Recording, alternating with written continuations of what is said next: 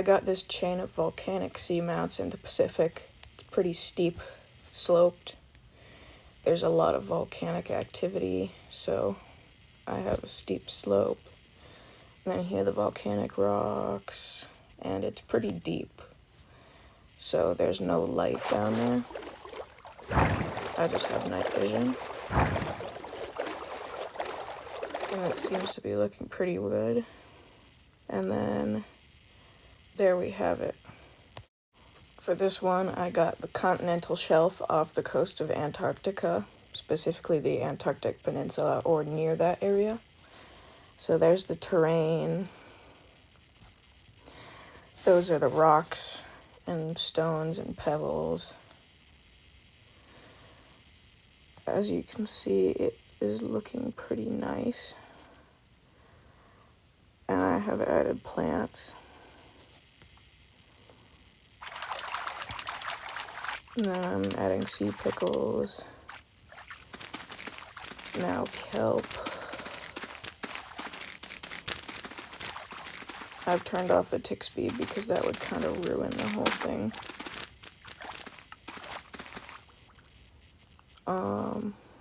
Then here I've added a little bit of above water stuff, and then I've added ice.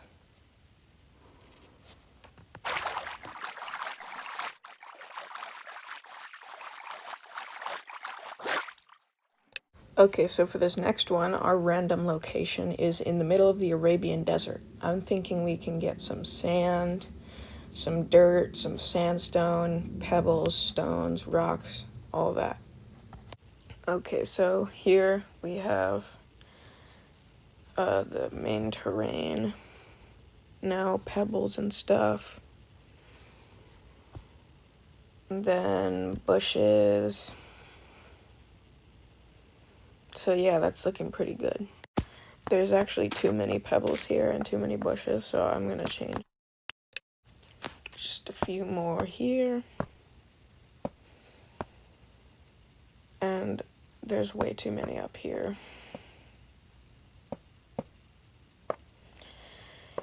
And that looks pretty good. So for this one, we got this bare stretch of tundra / taiga in northern Canada.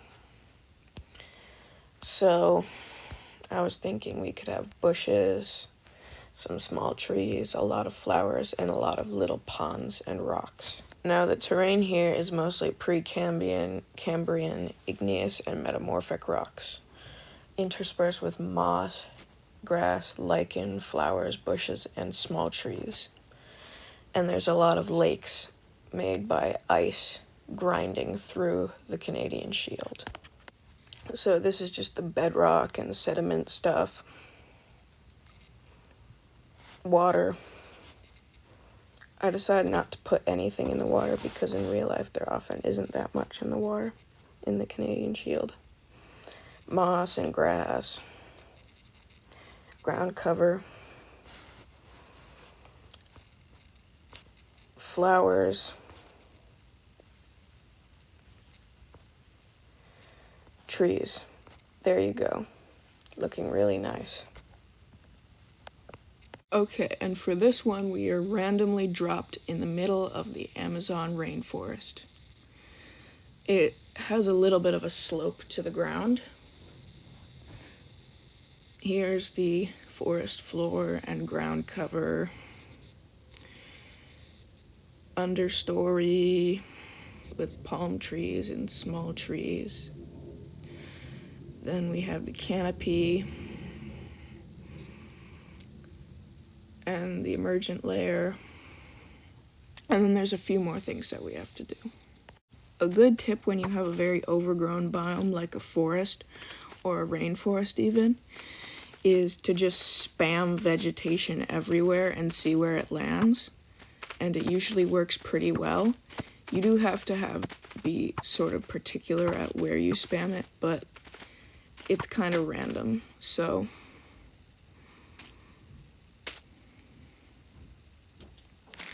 And don't forget fungi, fallen trees, logs, stumps, all that sort of random stuff, even melons in the tropical biome.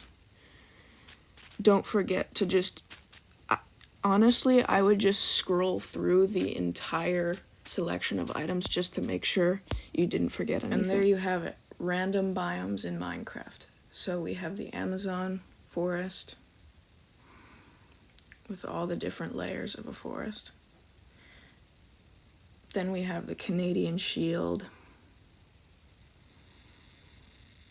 Then we have the Arabian Desert, which actually extends into Iraq, which is where this is, because I did a random location generator.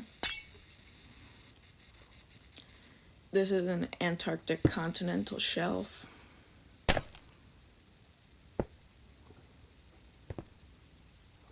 looks so cool.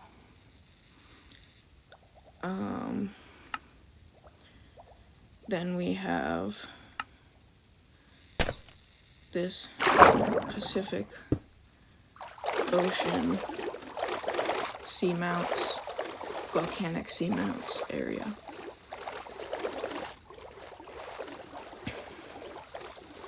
I'm not sure why I put pufferfish down here, because they almost certainly do not swim down that far, because this is like several kilometers down.